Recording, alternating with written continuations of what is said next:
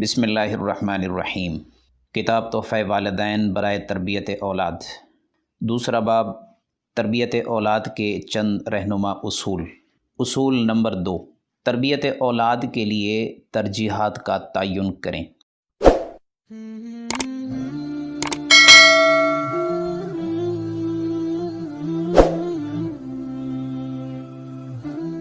ترجیحات کا تعین کیے بغیر کسی بھی کام کو کامیابی سے اپنے مطلب کے مطابق انجام نہیں دیا جا سکتا۔ ترجیحات کا تعین ہی انسانی سرگرمیوں کو سمت فراہم کر کے اسے منزل تک پہنچانے میں مدد فراہم کرتا ہے۔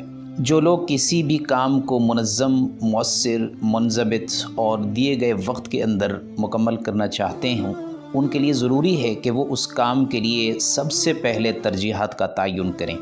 ترجیحات کا تعین ایک ایسا عمل ہے جسے دنیا کا ہر کامیاب انسان اختیار کرتا ہے، بلکہ کسی بھی کامیابی میں شاید اسی کا بنیادی کردار ہو۔ ہمارے دین نے ہمیں ترجیحات کے تعین کی نہ صرف تعلیم دی ہے، بلکہ شریعت کے احکامات کو دیکھا جائے تو ترجیحات کے تعین کی بنیاد پر ہی ان کی ساری ترتیب ہے۔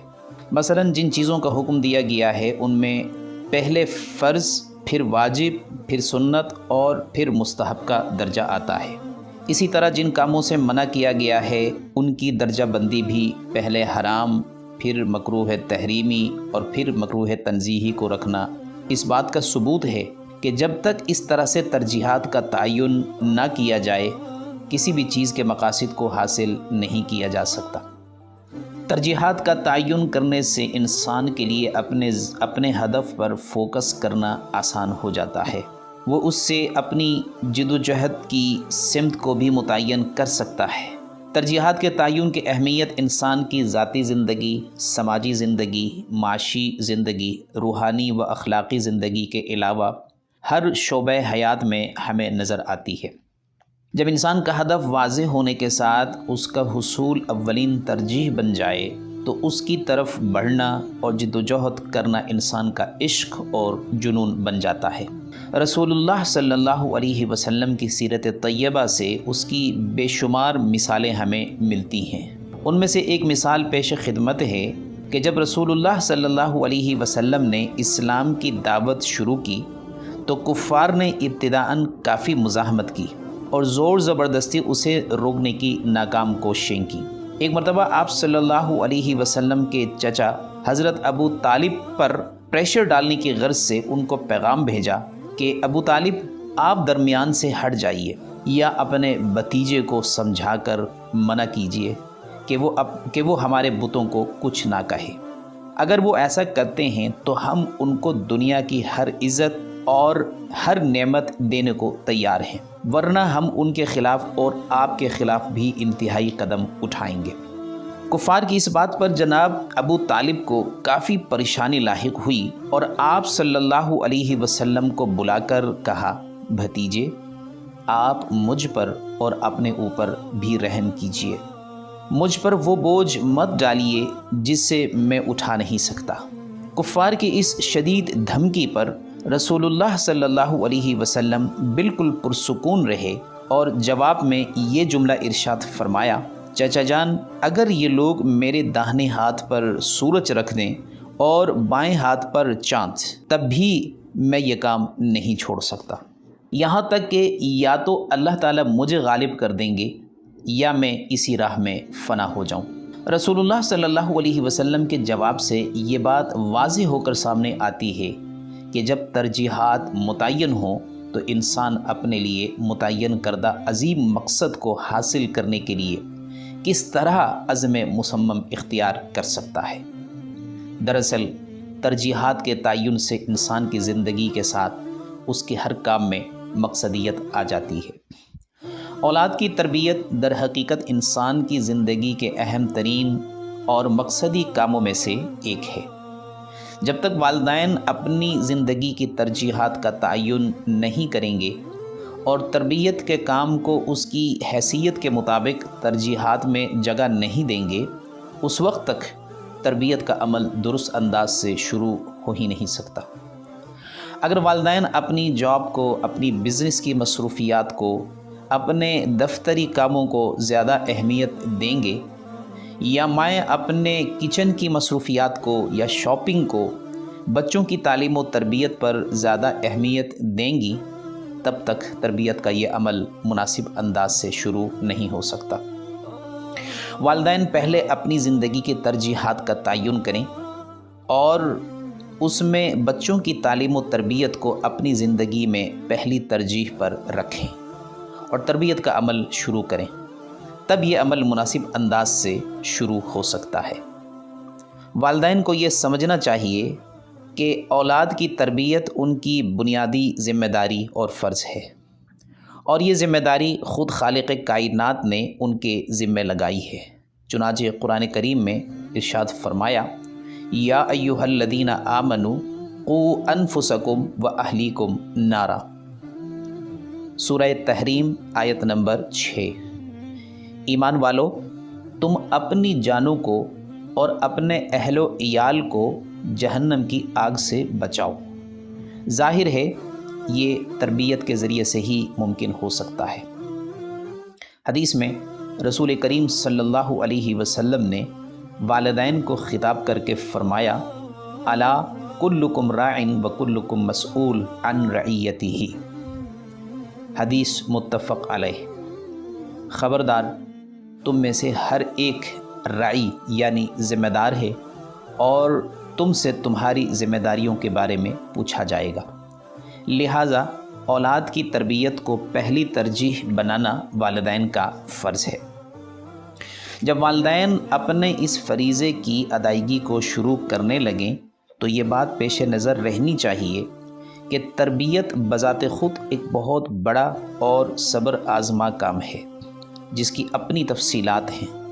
والدین کو چاہیے کہ بچوں کی تربیت کے لیے پہلے سوچ و بچار کریں، والد اور والدہ اپنے اپنے کردار کو متعین کریں، اپنے کردار کی ادائیگی کے لیے بھرپور تیاری کریں، پھر اس کام کو شروع کریں۔ بچے کی تربیت اور اس کے لیے ترجیحات کے تعین کو والدین اس طرح سمجھ لیں کہ وہ مستقبل کے لیے ایک عمارت تعمیر کرنے جا رہے ہیں۔ اب ظاہر ہے کہ عمارت بننے سے پہلے اس کے تمام خد و خال، اس کی ڈرائنگ اور اس کا پورا نقشہ اپنی تمام تفصیلات کے ساتھ واضح ہونا چاہیے۔ پینٹنگ سے پہلے پینٹر کے ذہن میں ایک خاص تصویر موجود ہوتی ہے جسے بعد میں وہ کاغذ پر پینٹ کرتا ہے۔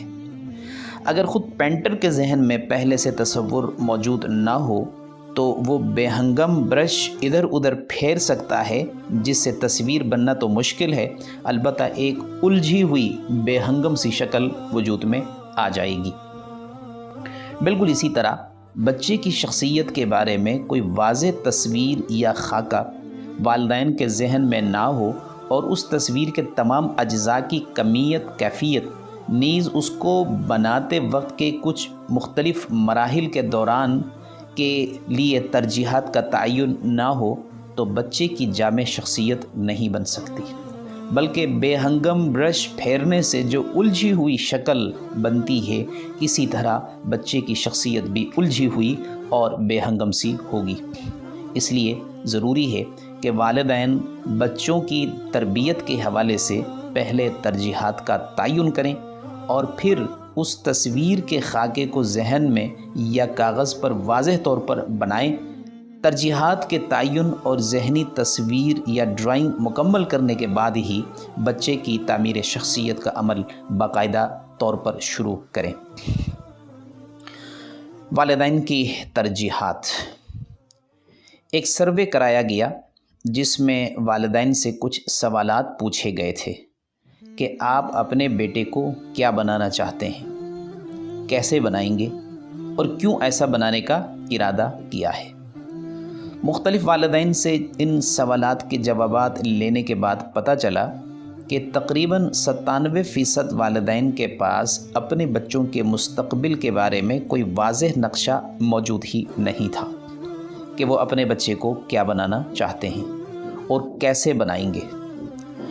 ان میں سے اکثر والدین نے پہلے سوال کا جواب یہ دیا کہ ہم اپنے بچے کو ایک کامیاب انسان بنانا چاہتے ہیں، لیکن کامیابی سے ان کی کیا مراد ہے، یہ بات ان کے ذہن میں واضح نہیں تھی۔ حالانکہ ہر انسان کے لیے کامیابی کا معیار الگ ہوتا ہے۔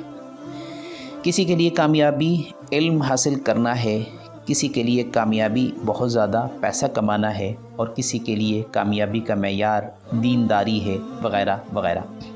غرض ہر انسان کی کامیابی کا معیار الگ ہوتا ہے۔ اگر والدین اپنے بچوں کے لیے کامیاب انسان ہونا معیار ٹھہرائیں تو ان کے ذہن میں یہ بھی واضح ہونا ضروری ہے کہ کامیابی سے ان کی مراد کیا ہے اور وہ اسے کیسے حاصل کریں گے، ورنہ وہ اپنے بچے کے لیے ترجیحات کا تعین نہیں کر سکیں گے۔ بعض والدین نے اس سوال کا یہ جواب دیا کہ وہ اپنے بچے کو خوشحال دیکھنا چاہتے ہیں۔ بعض نے کہا کہ وہ اپنے بچے کا کیریئر اچھا بنانا چاہتے ہیں، اور کچھ والدین نے کہا کہ وہ اپنے بچے کو متوازن انسان بنانا چاہتے ہیں، وغیرہ۔ اس سوال کا جواب والدین عموماً کچھ اسی طرح ہی دیا کرتے ہیں، لیکن یہ سب جوابات اس لیے ناکافی ہیں کہ ان میں سے کسی میں بھی ترجیحات کا تعین نہیں کیا گیا۔ اگر والدین یہ کہیں کہ ہم اپنے بچے کو خوشحال دیکھنا چاہتے ہیں تو اس سے ان کی کیا مراد ہے؟ کیا اس سے دنیا کی خوشحالی مراد ہے یا آخرت کی؟ دونوں میں سے ہر ایک کے لیے ترجیحات الگ ہوں گی۔ دنیا کے حوالے سے دیکھا جائے تو کیا پیسے کے حوالے سے خوشحالی مراد ہے یا سکون قلب کے حوالے سے؟ بسا اوقات بہت پیسے والے بھی سکون قلب سے محروم نظر آتے ہیں۔ لہٰذا والدین کو اپنے بچوں کی تعمیر شخصیت کے لیے پہلے ویژن بنانا ہوگا، پھر تربیت کی تفصیلات سے آگاہی حاصل کرنی ہوگی اور بچوں کے لیے ترجیحات کا تعین کرنا ہوگا۔ ذیل میں ترجیحات کا تعین کرتے وقت جن نکات کو پیش نظر رکھنا ضروری ہے وہ نکات آپ کے سامنے پیش کیے جاتے ہیں۔ نمبر 1، ترجیحات کو واضح ہونا چاہیے۔ زندگی میں انسان بے شمار کام کرتا ہے، ان میں کچھ ضروری کام ہوتے ہیں اور کچھ غیر ضروری کام ہوتے ہیں۔ ترجیحات جب واضح ہو جاتی ہیں تو انسان کے لیے غیر ضروری کاموں کو چھوڑنا آسان ہو جاتا ہے، اور جو وقت اس سے بچ جاتا ہے اسے ضروری اور ترجیحی کاموں پر وہ لگا سکتا ہے۔ اس لیے ترجیحات کو واضح طور پر لکھ لینا چاہیے۔ دوسری وجہ یہ ہے کہ ترجیحات واضح ہونے سے کام کی سمت متعین ہو جاتی ہے اور ہدف پر فوکس کرنا آسان ہو جاتا ہے۔ یوں انسان کی کامیابی تقریباً یقینی ہو جاتی ہے۔ دنیا میں جتنے کامیاب انسان جو گزر چکے ہیں یا ابھی موجود ہیں، ان تمام کی زندگی کا جائزہ لیجئے تو معلوم ہوگا کہ انہوں نے زندگی میں اپنی ترجیحات کو واضح طور پر متعین کیا تھا۔ جب انسان کی ترجیحات واضح ہو جائیں تو بتائے بغیر بھی اس کے رویوں، کردار اور عمل سے وہ جھلکنے لگتی ہیں۔ وہ جس چیز کو بہت زیادہ ویلیو دیتا ہے وہی اس کی اولین ترجیح ہوتی ہے۔ نمبر 2، ترجیحات جامع ہوں اور پوری زندگی پر حاوی ہوں۔ انسان جسم و روح، عقل و شعور، جذبات و ہیجانات اور اخلاق و کردار کے مجموعے کا نام ہے۔ انسان سفر کی حالت میں ہے، کچھ وقت کے لیے اس دنیا میں آیا ہے، پھر اسے آگے جانا ہے۔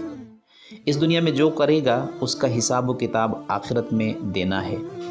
اس دنیا میں کامیابی کا ایک معیار ہے اور آخرت کی کامیابی کا اپنا معیار ہے۔ ایک مسلمان ہونے کے ناطے اپنے لیے یا اپنی اولاد کی تربیت کے لیے جو ترجیحات متعین کریں اس میں ہمیں اپنی تمام چیزوں کو پیش نظر رکھنا ضروری ہے۔ ہم ترجیحات میں صرف دنیا کو یا دنیاوی زندگی کے کسی ایک حصے کو پیش نظر نہ رکھیں، بلکہ ہماری اپروچ جامع اور زندگی کے تمام احوال پر حاوی ہونا چاہیے۔ انسان کو خدا نے پیدا کیا، زندگی کے لمحات عطا کیے اور ساتھ ہی ان لمحات کو کامیاب طریقے سے گزارنے کے لیے ہدایات کا مجموعہ یا پیکیج بھی عطا کیا، جسے ہم اسلامی تعلیمات یا قرآن و سنت کہتے ہیں۔ ہمیں چاہیے کہ اپنے لیے یا اپنی اولاد کے لیے ترجیحات کا تعین کرتے وقت قرآن و سنت کی تعلیمات کو پیش نظر رکھیں۔ قرآن و سنت کی تعلیمات کے مطابق انسان کا ایک مقصد تخلیق، پرپز آف کریشن ہے، یعنی انسان کی زندگی کا وہ مقصد جس کے لیے خالق نے اسے پیدا کیا۔ اس مقصد کو خود قرآن کریم نے بیان کیا ہے، فرمایا وَمَا خَلَقْتُ الْجِنَّ وَالْإِنسَ إِلَّا لِيَعْبُدُونَ، سورۃ الذاریات آیت نمبر 56۔ ہم نے جنات اور انسان کو اپنی بندگی کے لیے پیدا کیا۔ اس آیت میں عربی گرامر کے مطابق حصر یعنی تاکید کے ساتھ واضح کیا گیا کہ انسان کا مقصد تخلیق یہی ہے کہ وہ اللہ کی بندگی اور عبادات اختیار کرے۔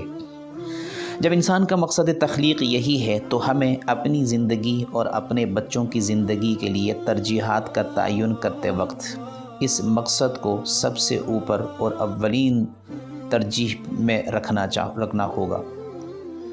اس کے بعد دوسرے نمبر پر زندگی کے دیگر اہداف کو رکھنا ہوگا۔ دنیا میں زندگی گزارنے کے لیے ایک اہم ہدف جسے مقصد زندگی یا ایم آف لائف کہا جائے، اور وہی انسان کے لیے پیشہ یا پروفیشن کی صورت اختیار کر جائے کو بھی پہلے سے متعین ہو جانا چاہیے، تاکہ بچوں کی تعلیم و تربیت کے لیے کی جانے والی کوششوں اور جد و جہد کی کوئی سمت متعین ہو جائے۔ نئی زندگی کی ترجیحات یا بچوں کے لیے ترجیحات کا تعین کرتے ہوئے یہ بھی ضروری ہے کہ یہ دونوں یعنی مقصد تخلیق اور مقصد حیات آپس میں ایسے جڑ جائیں کہ دونوں کی ایک لڑی سی بن جائے اور دونوں ایک دوسرے کو سپورٹ کر رہے ہوں۔ نمبر 3، زندگی کی اولین ترجیح کیا ہے؟ یہاں ایک اور اہم نقطہ ذہن میں رکھنا ہوگا کہ ترجیحات کے تعین کے حوالے سے سب سے معتدل اور جامع ماخذ اگر کوئی ہو سکتا ہے وہ اسلامی تعلیمات ہیں۔ ہمیں اپنے لیے اور اپنے بچوں کے لیے ترجیحات کا تعین کرتے وقت رہنمائی اسلام اور اس کی تعلیمات سے لینا چاہیے۔ قرآن و سنت کی تعلیمات کو پہلی ترجیح کے طور پر لینا چاہیے۔ تعمیر شخصیت کے لیے اسلام نے ترجیحات کا تعین پہلے سے کر رکھا ہے، اور اگر کہیں ترجیحات میں ٹکراؤ پیدا ہو جائے تو کس کو چھوڑنا ہے اور کس کو رکھنا ہے، یا پہلے کس کو رکھنا اور بعد میں کس کو رکھنا ہے، یہ تمام پیمانے اسلام نے بہت جامع انداز میں پہلے سے دے رکھے ہیں۔ اس کی وجہ ظاہر ہے کہ یہ تعلیمات خود خالق کی طرف سے ہیں۔ وہی بہتر جانتا ہے کہ کس چیز کا مقام کیا ہونا چاہیے، زندگی کی ترتیب کیا ہونی چاہیے۔ یہ اسلام ہی ہے جو ہمیں دنیا کی بھلائیوں کے ساتھ ساتھ آخرت کی دائمی کامیابیوں کے حصول تک پہنچاتا ہے، ورنہ دنیا کا کوئی ایسا نظام نہیں جو دونوں جہانوں کی کامیابی کا ضامن ہو۔ اور یہ بات بھی ذہن میں رہنی چاہیے کہ زندگی میں بڑے خسارے کا سودا یہ ہوگا کہ انسان آخرت کی زندگی اور آخرت کی کامیابی کی قیمت پر دنیا کا سکون اور یہاں کی عارضی خوشحالی حاصل کرے، کیونکہ دنیا کی خوشحالی چند روزہ اور وہ بھی غیر یقینی ہے، جبکہ آخرت کی زندگی دائمی اور یقینی ہے۔ تو کیا کوئی عقل مند انسان دائمی اور یقینی چیز کی قیمت پر عارضی اور غیر یقینی چیز کو ترجیح دے سکتا ہے؟ دین کی تعلیمات کو اولین ترجیح دینے کی بات پر بعض لوگ خدشہ ظاہر کرنے لگتے ہیں کہ اس کا مطلب ہمارے بچے مولوی بن جائیں گے یا بڑی داڑیاں رکھ کر مذہبی فرد کہلائیں گے، جو موجودہ دور میں ان کے لیے شاید ناقابل قبول سا عمل لگتا ہے۔ تو ان کی خدمت میں عرض ہے کہ دینی تعلیمات کو اختیار کرنے کے مختلف مراتب اور مراحل ہو سکتے ہیں۔ کچھ لوگ باقاعدہ دینی علوم میں اسپیشلائزیشن کر کے مکمل طور پر مذہبی طرز زندگی اور مذہبی حلیہ اختیار کر سکتے ہیں، اور کچھ لوگ دور جدید کی ماڈرن ایجوکیشن اور ماڈرن پروفیشن بھی اختیار کر سکتے ہیں، لیکن اسلامی تعلیمات کو حتمی اتھارٹی مان لینے اور اختیار کرنے کے نتیجے میں ان کے لیے فائدہ یہ ہوگا کہ وہ اپنے اس پروفیشن کو اپنے مقصد تخلیق کے ساتھ جوڑنے اور ہم آہنگ کرنے کا جذبہ اور سلیقہ سیکھ سکیں گے۔ یعنی ظاہر میں ان کی شاید داڑھی بھی نہ ہو اور وہ دینی علوم سے براہ راست منسلک بھی نہ ہو، بلکہ مغربی گیٹ اپ کے ساتھ زندگی گزار رہے ہوں، لیکن ترجیحات کے تعین میں سب سے اوپر دین کو رکھنے سے فائدہ یہ ہوگا کہ ان کی ترجیحات میں توازن ہوگا۔ اللہ تعالیٰ کی توفیق سے ان کے دل میں ایمان کی طاقت و توانائی موجود ہوگی جو لمحہ لمحہ ان کو درست سوچنے اور درست سمت اپنانے میں مدد دے گی۔ وہ نفس پرستی کا شکار نہیں ہوں گے، وہ ہر چیز کو محض اپنے نفس کی تسکین یا لذت کوشی کے لیے اختیار نہیں کریں گے، بلکہ اپنی زندگی کے ہر موڑ میں مقصد تخلیق کو پیش نظر رکھیں گے۔ اس طرح کا رویہ اپنانے سے وہ اپنی ذات سے باہر نکل کر سوچنے اور اپنی ذات کے علاوہ معاشرے کے دوسرے افراد کے لیے نیز ملک و ملت کے لیے کچھ کرنے کا جذبہ اپنے اندر پیدا کر سکیں گے، جو معاشرتی ترقی کے لیے نہایت ضروری ہے۔ مقصد تخلیق کو پیش نظر رکھنے سے ان کے کردار و عمل میں وہ تبدیلی آئے گی جو من حیث القوم ہمیں درکار ہے۔